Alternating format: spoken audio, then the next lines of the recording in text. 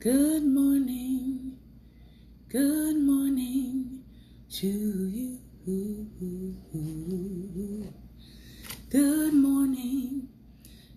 morning to you.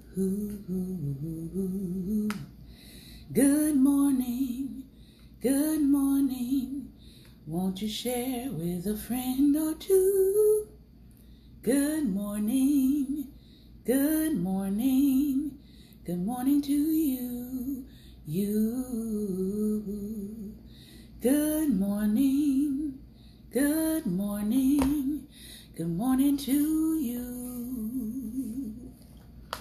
Good morning, everyone. Welcome to Daring Dialogues. I'm your host, Shantae Charles. I hope that you are having a great and wonderful day. I am so thankful to be in the land of the living. And one of the first things that the Lord spoke to my spirit today was that you are responsible for the you that you bring to the world. I was like, wow, what an inspirational thought to wake up to. That being said, today is Healthy, Wealthy, Wise. On Fridays, we try to cover something to do with our health, something to do with business, something to do with finance. So today we're going to be reading again from a book called The History of Food. And we are going to look at spinach and carrots today. And then we're going to hop on over to the Entrepreneurs Handbook. And let me make sure I get back to where we were in this book. I know we've already talked about how to spot an opportunity. And I believe that we are on principle either 8 or 9. Principle 9. And I will show you what the books look like as well. Principle 9 is about having an advisory board. Having an advisory board. Now, I see that whether you're leading in a natural business or whether you are trying to start a ministry endeavor, you do want to have advisors. These days, you have to be very, very, very careful in who you select as an advisor, but you do want to have advisors. So we're going to jump into those two things today. I'm just taking a moment to share this broadcast out, and I ask that you do the same. Good morning, Lady Ilana. Thank you for joining me on Facebook Live. And good morning, Lady Barbara and Pastor Ben, and those of you who I can't see, but I know that you've been here. So we're going to start today with the history of food. And before we get into that, since we're talking about wise decision making, I want to share with you something that a Facebook friend of mine shared recently as we talk about you being responsible for the you that you bring into the world every single day. I thought this was very, very good in light of some of the things that we are seeing happening on social media with recording, cell phones and cameras and leakage of footage and all of those things. He put out some really good points, and I'm going to read them to you. There are 5 points he put out, and his name is Kevin Bond. He is an author, a composer, a musician, very well known in the music industry. He says this: before you record anything with a cell phone or camera, ask yourself the following questions. Number 1, am I okay with this being posted and viewed potentially by millions of people? Now, this would seem like a no-brainer, but I always say, if you never take an image of it, if you never take a picture of it, or you never video it, you don't have to worry about a leakage in this regard. That also means that you have to have trustworthy people around you, right? You have to know the people that you're connected to. Because unfortunately, some of these people, I guess they think that they're their friends, and they're really just in their space to record them secretly. This not only happens in the spiritual world, but it also happens with celebrities too, right? They have people that they hire or people that are in their camp that are supposed to be working for them. And then next thing you know, that person leaves and they write a tell-all book or they release footage of them, even after they sometimes have signed non-disclosure contracts, right? So you have to ask yourself the question, am I okay with this being posted and viewed potentially by millions of people? And are you okay with the fallout of that? Number 2, and we're talking to believers here, am I okay with this remaining on the internet until Jesus returns? A lot of times people think, well, if it gets posted to the internet, I can have it yanked down and that will be the end of it. Sorry, it doesn't work that way. Once you post something to the internet, to the web, once you post it onto your social media, even if you delete it, whether it be video, photograph, or comments, even if you delete it, there is still a ghost image of it somewhere out there in internet land. All right. So people who think that they're scrubbing the internet, technically you're not really scrubbing it. You may be taking it out of the conscious view of people, but there is a record of everything you have posted on the internet. All right. So some people don't know that or they don't realize it, but yeah. Number 3, will this ruin my reputation and that of my family or ministry? Number 4, will this ruin my earning potential? And if you look at some of the things that have happened with young adults, right? There was a recent case of a boy who had gotten into, I think, either Harvard or Yale, right? And people were able to go back into his cache of comments and they began to pull up things that he had said that was racist. And his university wound up rescinding his offer based on his past statements. Now, somebody is going to say, well, that wasn't fair. He was young, blah, blah, blah, blah, blah, right?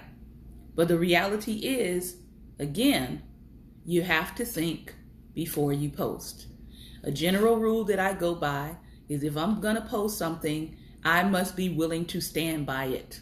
If I'm going to post something, I must be willing to stand by it in a court of law. If I'm not willing to stand by it in a court of law, then I'm not going to post it. Number 5, would God be proud of me in this moment? Would God be proud of me in this moment? And then he wrote, prayerfully proceed with only prudence, not passion.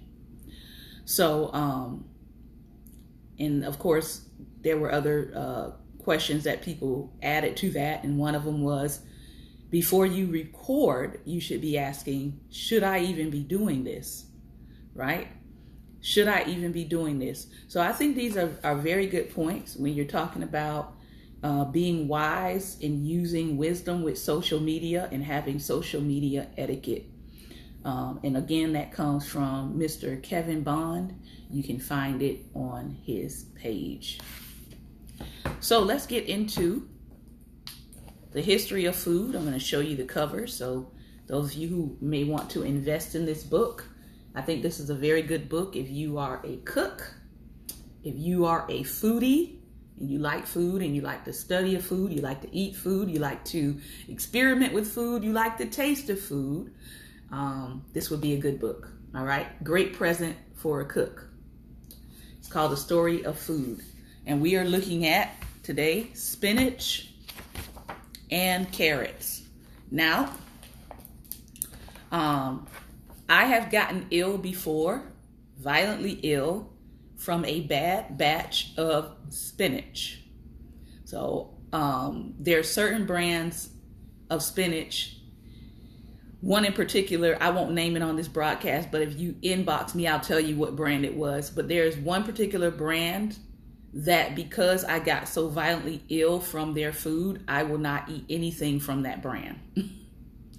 Because it was supposed to be fresh spinach, and I checked the date on it, and it was like 5 days before it expired, or something like that. It wasn't near the expiration date. Most spinach that you get, that if it's organic or really fresh, it'll give you about a 10-day window before it expires. So I was eating it right in the middle of its window of expiration, and I got violently ill. So I always caution people, when you get spinach, especially if it's like the pre-wrapped ones, like Dole products or something like that, make sure you still go ahead and wash your spinach off and dry it. Okay? Spinach is an iron-packed vegetable, one of the rare green vegetables that lends itself to eating both raw and cooked dishes. Spinach has provided inspiration to home cooks and chefs for centuries and has become a grocery staple. I used to eat a lot of lettuce, but I switched over to spinach because I needed to increase my iron, and I realized that lettuce, especially certain brands of lettuce, was like drinking water, right? I wasn't getting a whole lot of nutrients from it, so I switched over to spinach, and now I use spinach in all of my salads. I cook spinach, and I saute it.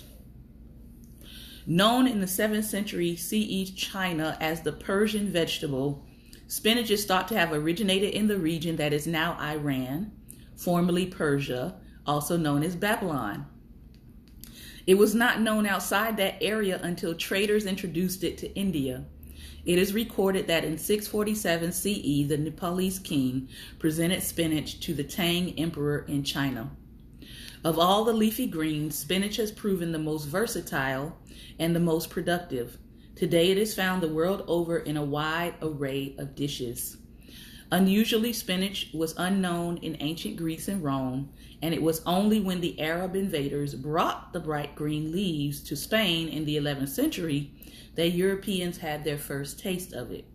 Despite the fact that spinach generally does not fare well in hot conditions, it seems to have thrived thanks to indigenous irrigation systems devised by the Arabs. In his 12th century agricultural encyclopedia, agronomist Ibn el-Awam referred to it as the chieftain of leafy greens. From Spain, spinach was taken to the southwestern France. Here it became entrenched in the local cuisine and was an essential plant in the provincial garden. It quickly became the region's favorite vegetable, spreading to Italy. Spinach became an integral part of cooking in Florence, Venice, and Rome, where spinach and ricotta cheese were used to stuff pasta. By the late Middle Ages, cultivation of spinach has spread throughout Europe. In England and other cool climates, it became an indispensable food source because it could be harvested in early spring when other vegetables were scarce, and it yielded 3 crops a year. In France, when Florence-born Catherine de Medici was crowned queen in 1547, she brought her passion for spinach to the court, apparently eating it at every meal. Dishes served on a hotbed of spinach were and still are referred to as Florentine in her honor. Spinach reached North America by the 18th century and flourished there thanks to the recently developed heat-tolerant varieties. So what is the Popeye connection? I don't know about you, but Popeye, the sailor man, was very, very influential in me wanting to eat spinach. And I remember as a young person, because I was watching the cartoon every time it came on, I started asking my mom to buy me spinach. Because in my young mind, I was associating spinach with strength. All right. So I don't think any of my siblings like spinach, but I was eating spinach by the cans. So what is the Popeye connection? What the earthly growers of the vegetable had not known is that spinach is packed with iron. The high iron and protein content of spinach is one of its exceptional features. a fact first identified in the late 19th century and later much publicized thanks to the Popeye comics of the 1930s, prompting a notable increase in spinach consumption in North America. In the 21st century, spinach remains a hugely popular vegetable in many countries throughout the world as both a salad leaf and as an ingredient in cooked dishes. I always encourage people, saute some spinach, steam some potatoes, add a little bit of sour cream and a little bit of balsamic vinaigrette dressing, and watch your taste buds go hallelujah. So let's take a look at some imagery here they have of spinach. All right, this is from the book. All right. And the caption says, a gardener carries a basket of spinach on her head in a scene from a 16th century Italian volume. So spinach, for those of you who are feeling a little iron deficient, spinach is a good source of iron and vitamin B9. Let's go on to carrots. Another one of my favorite tasty vegetables is carrots. Carrots, I didn't realize this until later in life, but carrots actually come in several different colors. A true chameleon of the food world, the carrot has been transformed over thousands of years from white to purple to orange, and from an unpalatable weed to one of the world's favorite vegetables. I happen to like shredded carrots on my salad, There is a picture of some of the varieties of carrots. So let's read up. The familiar orange carrot owes its vibrant color to a genetic accident. Although the original wild carrot was white, domestication in Western and Central Asia around 3000 BCE led to a purple variety that became the standard for many centuries, until a mutant yellow variety triggered a 17th century breeding program that changed both the color and the flavor of carrots. From medicine to food, early cultivation can be traced to present-day Afghanistan. From there, the plant seeds were carried along trade routes to the Middle East and beyond. At this stage, the primitive cultivated carrot root was virtually inedible, but the leaves and the seeds were used for medicinal purposes. The ancient Romans used carrot seed as an antidote for unspecified poisons, but they employed them too as an aphrodisiac. The Romans also began to refine the root into something more palatable, developing garden varieties for eating. Roman literature of the 1st century BCE made a clear distinction between the wild carrot and the cultivated carrot, and many Roman recipes included raw carrots as the main ingredient. After the 5th century, carrot development moved to the Arab world, where over the next few hundred years, the carrot family was expanded to include reds as well as yellows and purples, and the taste was further refined. Traders carried the carrot east along the Silk Road to India, China, and Japan, and west to Europe. When the new, sweeter Arab carrots made their way to Europe, they became an important part of the diet, with the 8th century Holy Roman Emperor Charlemagne including carrots in his list of vegetables recommended to be cultivated in his empire. By the 13th century, carrots were widely grown in Western and Central Europe, and the preferred yellow variety became the basis for a major transformation. In the 17th century, Dutch growers had established a breeding program to produce a sweeter, more uniform vegetable. The result was an orange carrot that resembles our modern-day varieties. French horticulturalists took breeding further in the 19th century, producing the Nantes and Chantenay varieties, still available today. Carrots are one of the 10 most important vegetable crops in the world. Origins of carrots, Afghanistan. The major producers of carrots today are China, Russia, and the U.S. The main food component of carrots is 10% carbohydrates. It is a great source of vitamin A and C. And now we know that carrots are an aphrodisiac. What is an aphrodisiac? Anybody know? Anybody? An aphrodisiac is a food believed to have powers to increase your sexual drive. So you don't have to eat oysters. You can eat carrots. All right. Let's move to our last book today. The Entrepreneurs Playbook.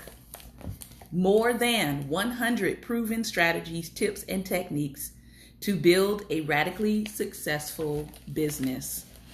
Now, all of these are business principles, but as I said, some of these are principles that you just need in life, period. Principle 9. I think this is powerful for business. I think this is powerful for ministry. I think this is powerful for your personal life. But today we're talking business. But as we read, I know you'll find some things in here that will apply to all three. You, yes, you must have an advisory board. Who is the advisory board for an individual who is of faith? Well, I would hope that the number one advisor on your advisory board would be the Holy Spirit. But we won't get into that today. I'll be kind. Does the following reaction sound familiar? I know I should have an advisory board. However, after putting in 90 hours a week for Lord knows how long and finally turning my company into a success, you want me to bring in people who don't know my business to give me their thoughts? You want me to pay them for their opinions when they have no real skin in the game, and then seriously contemplate what they have to say, knowing, 1, they have never walked a mile in my shoes, and 2, once they walk out of my conference room, they may not spend another minute thinking about my business until just before the next meeting. Have an advisory board? A lot of entrepreneurs feel this way. Are they wrong? If you are picturing a board like that, advisors who are dilettantes or retired business people with nothing better to do than offer platitudes, then you're probably not wrong. But why would you ever have a board made up of people like that? Let's take a step back and discuss why you would want an advisory board in the first place before we go into detail to explain why it is a good idea. So, let's talk about the why. Entrepreneurs are reluctant to change, and that is especially true if they've been successful. When things are finally going well, the natural tendency is to look around and say, everything is great. There's no reason to alter anything. If it's not broke, don't fix it. But what is the problem with that? First, things are going to change, whether you like it or not. New competitors will enter your industry or your region or even on your block. The economy may tank or it may take off. Your most important customer may wake up one morning and decide that they would prefer to do business with someone else. Very few things are within your total control. Second, you get into a rut when things are going well, or worse, you may be feeling tired. Putting in 90-hour weeks is exhausting, and only working 60 or maybe even 50 now when things are going well is so much more pleasant.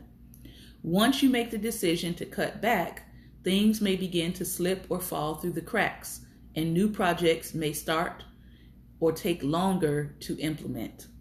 The third point is directly related to the second. New ideas begin to come harder to come by when you're not putting in the time to truly study what the competition is doing and what customers really want. The upshot, you keep doing things your old way and your business begins to slip. Or as you grow, you begin to encounter problems that you have never faced before, and you realize it would be beneficial to start discussing those challenges with others who have already successfully solved them. These are the starting points as to why you may need a board of advisors. They can keep you focused on the things that matter. Now, let's walk through extremely specific places where an advisor can help you, along with details of the composition and workings of the board. So, question number one, you really should be asking yourself, if you are in business, how are you really doing? Are you doing well? Are you stalled in your customers, in your customer base? Are you getting new clients? Are you getting repeat clients? You always want honest feedback. Most of your ideas may be good ones given your track record, but everyone has a huge clunking idea that crashes and burns every once in a while. And it sure would be nice to prevent that from happening if you could. You expect your staff to tell you when your ideas are not your best. But if they really like you, sometimes they may not tell you when you're having one of those horrible bad ideas that you shouldn't get involved in moments. Number one, this may not always happen. And number two, given the fact that your staff works for you, you may tend to discount their opinions, or they may feel a little apprehensive about giving it. As a result, you run the risk of not getting solid feedback. That's where a good board of advisors can come in handy.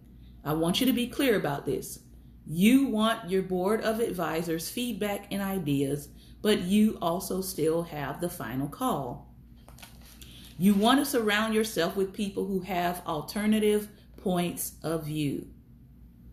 Some of us, a part of the problem with our life in many aspects can be the fact that we're not getting people around us that have alternative points of view.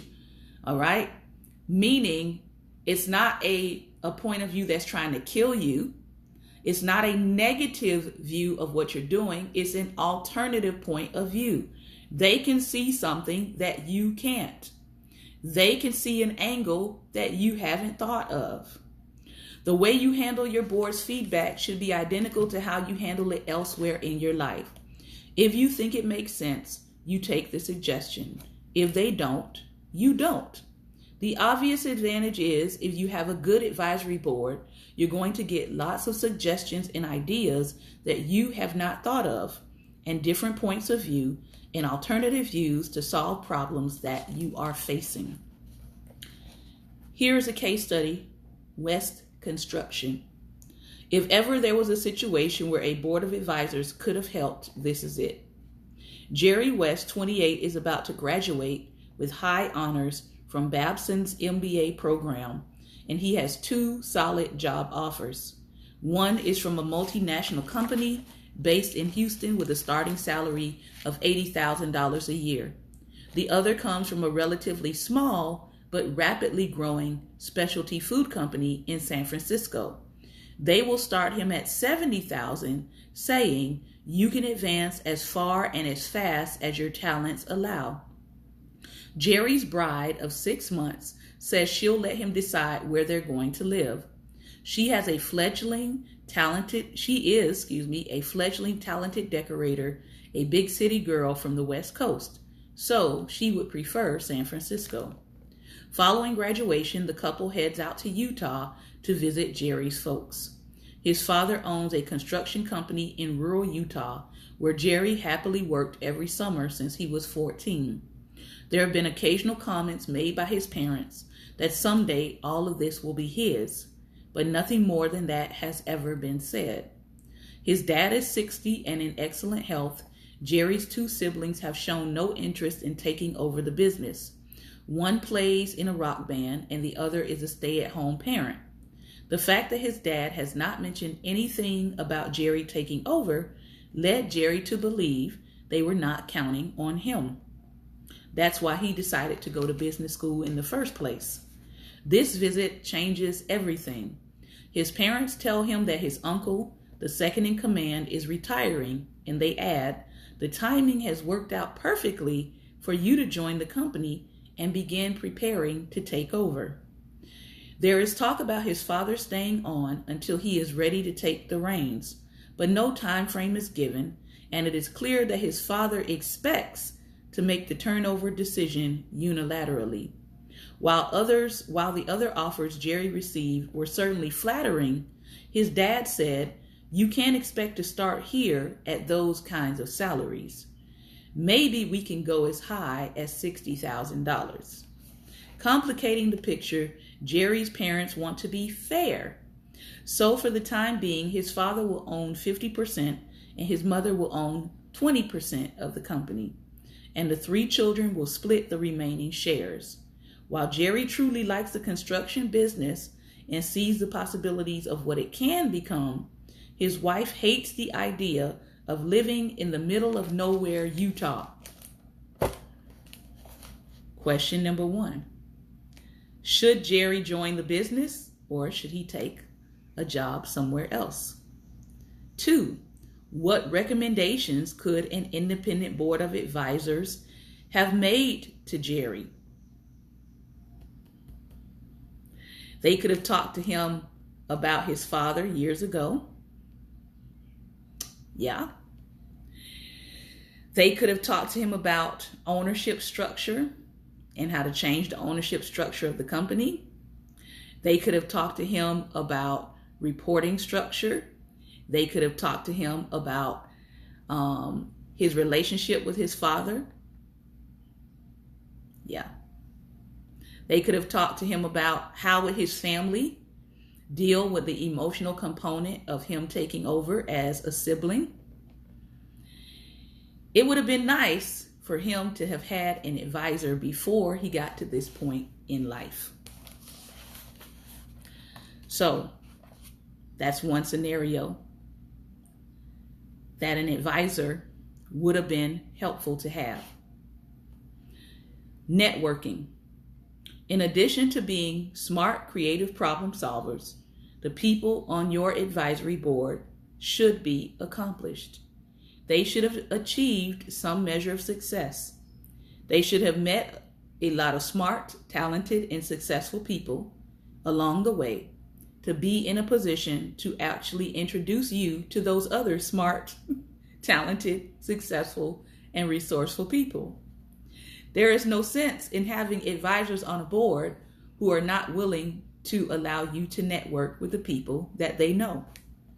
Suppose you are looking for additional financing and banks are charging too much interest, or they are making unreasonable demands for collateral. When you bring your board of advisors up to date, it would be extremely helpful if one of them were able to say, "I was having lunch the other day with so-and-so. He made a ton of money in his company or corporation. He might be able to give you a loan, or he might be able to advise you on another route that you could take." Or perhaps you are thinking of expanding what you do internationally, and you really aren't sure how to do it. Again, hopefully someone on your board has had to handle the exact same problem. Equally important, they would be willing to share their networking list with you to introduce you to experts that you can call on as you head into new territory. Coaching. We all need help from time to time. For an entrepreneur, one of the biggest challenges is usually succession planning, and it usually falls to the bottom of an entrepreneur's to-do list. How many companies do you know started out, formed, became successful, and then the owner of the company died, and that company's vision died along with the owner? It is not surprising for an entrepreneur to wake up one day at the age of 60 or 65 or 70 to find that they really don't have a succession plan. Your board can be a huge help simply by constantly raising the topic at meetings, reminding you that it needs to be done, and pointing out people who could actually succeed you. Eventually, if for no other reason than you want them to stop bugging you, you will address the issue. Or perhaps the biggest role an advisory board plays is being someone that the CEO can talk to. It can be lonely at the top, having someone to bounce ideas off of, or simply having someone to discuss challenges with can be invaluable. Coaching your staff and even your family is another place that your board can help. Some executives get flustered if the boss tries to give them feedback. They concentrate so much on the fact that the person who signs their paychecks is offering suggestions and criticism. Having someone from your board instead of you coach the people that you work with can actually help a great deal. The other thing they can do is to serve as a mentor for members of your family. This can be true whether or not family members are part of your business. Obviously, if they are, there can be conflicts that have little or nothing to do with the business itself. It can be difficult working for or with your spouse, brother, sister, or parent. Having someone from the outside who can actually moderate, referee, or coach can help. Even if your children aren't in the business, members of your advisory board can serve as coaches to them. As every parent has learned the hard way, children don't always listen to their parents. They may pay attention to an accomplished member of your advisory board. So, the composition of your board, and then we're going to stop here for today. The composition of your board.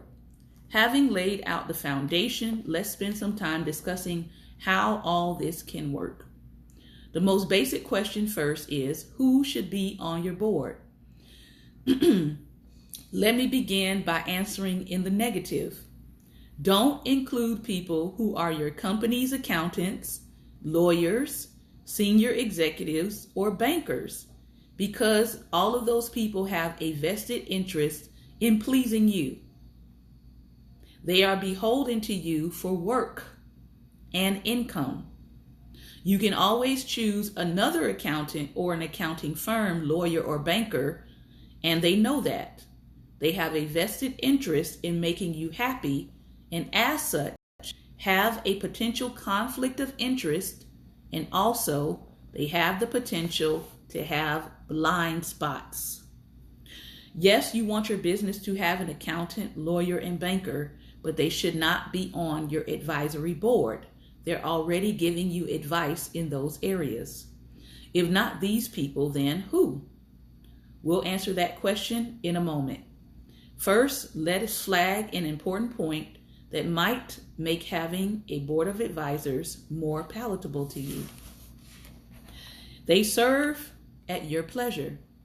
Unlike the board of directors at a publicly held company, which is answerable to shareholders, an advisory board is answerable to you. This means that you can fire them anytime you want, and you should if it's clear that they are not adding value. There's a difference between their offering solid ideas you don't want to accept and not adding value. But if it becomes clear after a reasonable period of time that all they're doing is taking up space, then you should dismiss them. So what types of people are going to add value? You want board members who are, number one, honest. Honest with you mainly, but definitely honest. Number two, they are independent problem solvers, reflecting the kind of values that you already have. Number three, you want advisors who can add industry knowledge. They can help you with things that you do not know or that you need to be updated on. Number four, that they have networking possibilities that we have already mentioned. Number five, they may be of financial assistance, either personally or through referrals. And number six, you want people who have a passion to be on your board of advisors. They believe in you, they know what you're doing, they appreciate what you're doing, and they want to add value to what you are doing. So, next week, we're going to talk about the procedures for an advisory board. We're going to talk about why advisors would serve, and then we're going to talk about why and how your meetings should work. So, this has been another episode of Daring Dialogues, and I've been your host today, Shantae Charles. I hope if you are in business today that you are definitely thinking about an advisory board, especially if you are hitting the 10-year mark or you have made it past the 10-year mark and you're doing well. Some people like to see how their business is moving and progressing before they consider an advisory board. Some people wait about 5 years before they begin adding an advisory board. Some people wait to the 10-year mark to start adding an advisory board because they have a good idea of the direction that their company is going in and its solvency. So I'm going to say goodbye to my Facebook Live audience. And if you want to join us for comments and questions, I am leaving you the link so you can join us there as we take some comments and questions at this point. Thank you again for tuning in Facebook Live, and see you on Periscope.